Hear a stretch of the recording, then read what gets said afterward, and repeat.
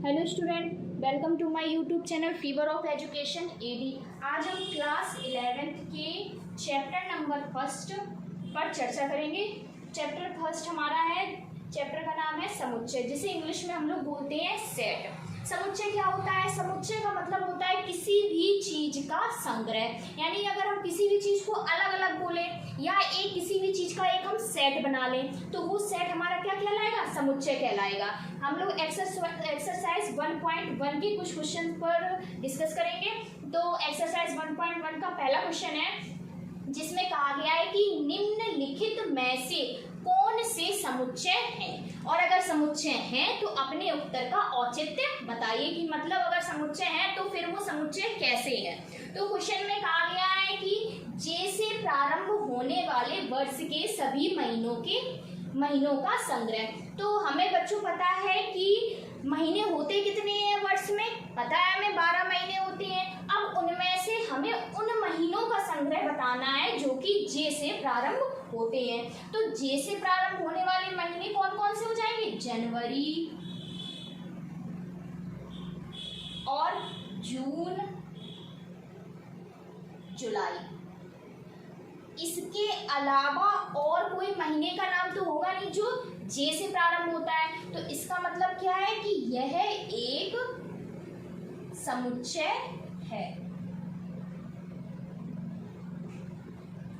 इसी तरीके से अगला क्वेश्चन कहा गया है कि भारत के 10 सबसे अधिक प्रतिभाशाली लेखकों के नाम।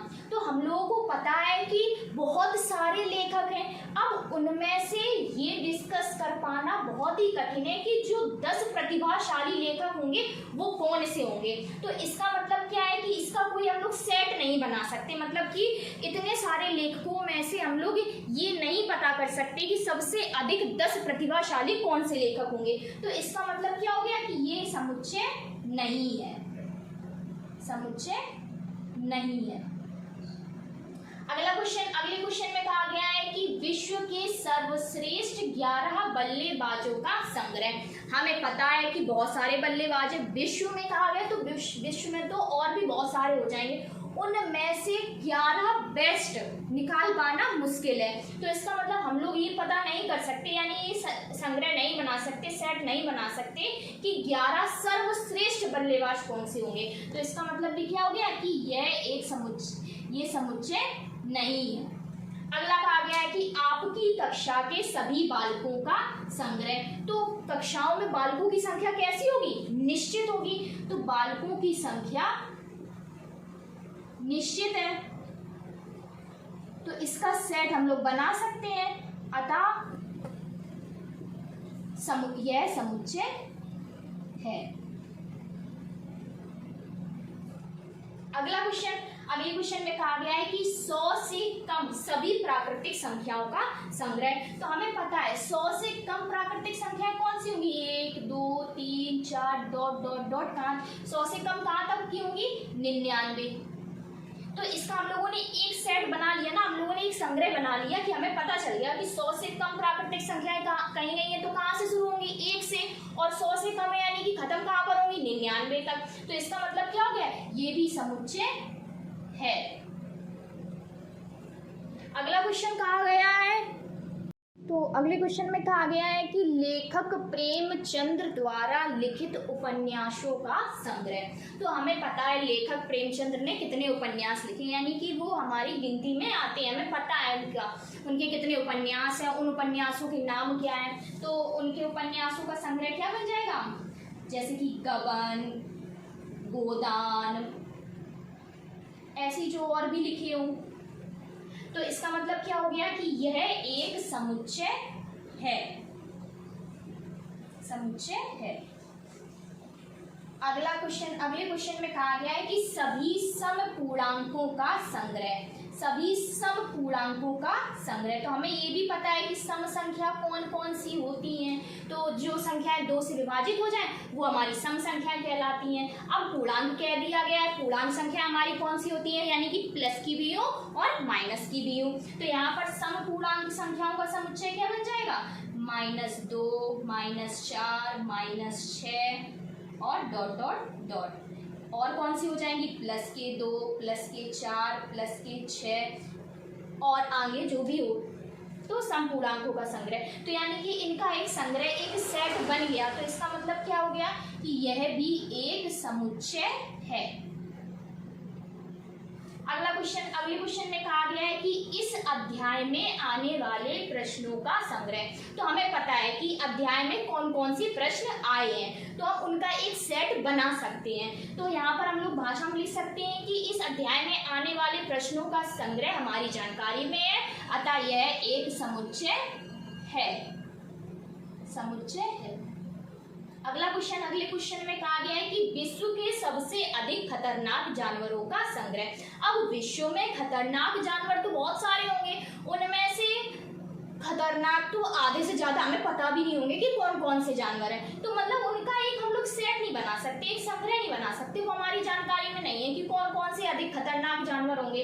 तो इसका हम जब सेट नहीं बना सकते तो क्या हो जाएगा कि ये एक समुच्चय नहीं है, क्योंकि इसमें हम लोग लिख सकते हैं कि चूंकि विश्व में खतरनाक जानवर बहुत सारे हैं, अतः उनमें से सबसे अधिक खतरनाक जानवरों का संग्रह बनाना असंभव है, जिससे कि यह एक समुच्चय नहीं है। आया समझ में? ठीक इसी प्रकार हम लोगों का अब अगला क्वेश्चन। तो अगले क्वेश्चन में कहा गया है कि मान लीजिए a बराबर 1, 2, 3, 4, 5, 6, मतलब a बराबर एक सेट हमें दे दिया गया है जिसमें ये अवयव भरे हुए हैं। तब कहा गया है कि रिक्त स्थानों में उपर्युक्त प्रतीक ये और ये भरना है। इन प्रतीकों को हम लोग बोलते हैं बिलोंग, इसको बोलते हैं हम लोग बिलोंग टू, और इसको बोलते हैं हम लोग नॉट बिलोंग टू। तो बिलोंग टू का मतलब क्या होता है, आप लोग शब्द से ही समझ रहे होंगे, यानी कि बिलोंग टू का मतलब होता है कि कोई चीज उससे संबंध रखती है, मतलब उसमें बिलोंग कर रही है। तो यहाँ पर ये कहा गया है, पहला क्वेश्चन है कि फर्स्ट नंबर में बोला गया है कि 5 फिल इन द ब्लैंक ए, मतलब ये कहा गया है कि ये जो हमारा 5 जो लिखा है ये अवयव ये ए सेट में बिलोंग कर रहा है या नहीं कर रहा। मतलब ए जो सेट हमारा क्वेश्चन में दिया गया है इसमें ये 5 आ रहा है, अगर आ रहा है तो हम लोग ये भरेंगे, और अगर नहीं आ रहा है तो हम लोग ये भरेंगे। तो ये हमारा ए सेट है, इसमें 5 आ रहा है, तो हाँ 5 दिया गया है, तो इसका मतलब क्या है कि 5 ए सेट में बिलोंग कर रहा है। तो यहाँ पर हम लोग भर देंगे बिलोंग टू, यानी कि 5 belong to A. Second number में कहा गया है कि 8 fill in the blank A, यानी कि 8 ए सेट में बिलोंग कर रहा है या नहीं कर रहा। तो ये हमारा ए सेट दिया गया है, इसमें कहीं 8 आ रहा है, नहीं आ रहा है, तो इसका मतलब क्या है कि 8 ए सेट में बिलोंग नहीं कर रहा। तो हम लोग अब ये वाला प्रतीक भरेंगे कि 8 not belong to A. Third number में कहा गया है कि क्या 0 ए सेट में बिलोंग कर रहा है, तो ये ए सेट है, इसमें कहीं 0 आ रहा है, नहीं आ रहा है, तो इसका मतलब क्या है, इसमें हम लोग ये भरेंगे कि नॉट बिलोंग टू, यानी कि 0 नॉट बिलोंग टू ए। अगले नंबर में कहा गया है कि क्या 4 ए सेट में बिलोंग कर रहा है, तो हाँ कर रहा है, ये देखो 4 सेट ये ए दिया गया, इसमें 4 आ रहा है, तो इसका मतलब अब हम लोग क्या भरेंगे, बिलोंग टू, यानी कि 4 बिलोंग टू ए। अगले क्वेश्चन में कहा गया है कि 2 ए सेट में बिलोंग कर रहा है, तो सेट ये रहा हमारा, इसमें 2 आ रहा है, ये देखो आ रहा है, तो इसका मतलब हम लोग यहाँ पर भर देंगे बिलोंग टू, यानी कि 2 सेट ए में बिलोंग कर रहा है। अगले क्वेश्चन में कहा गया है कि 10 बिलोंग टू ए और नॉट बिलोंग टू ए, मतलब कि 10 ए में बिलोंग कर रहा है या नहीं कर रहा। तो ये हमारा ए सेट दिया गया, इसमें कहीं 10 आ रहा है, नहीं आ रहा, तो इसका मतलब क्या हो गया कि 10 नॉट बिलोंग टू ए। तो ये वाला क्वेश्चन आ गया होगा आप लोगों को समझ में। तो अब होमवर्क के लिए कुछ क्वेश्चन, हम 2 क्वेश्चन दे रहे हैं, ठीक इसी प्रकार के हैं, इनके आंसर आप लोगों को कमेंट बॉक्स में बताने हैं। तो क्वेश्चन दिया गया है कि 6 ए सेट में बिलोंग कर रहा है या नहीं कर रहा, और अगला क्वेश्चन दिया गया है कि 7 सेट ए में बिलोंग कर रहा है या नहीं कर रहा। इन दोनों क्वेश्चन के आंसर आप सभी को कमेंट बॉक्स में बताने हैं। Thank you.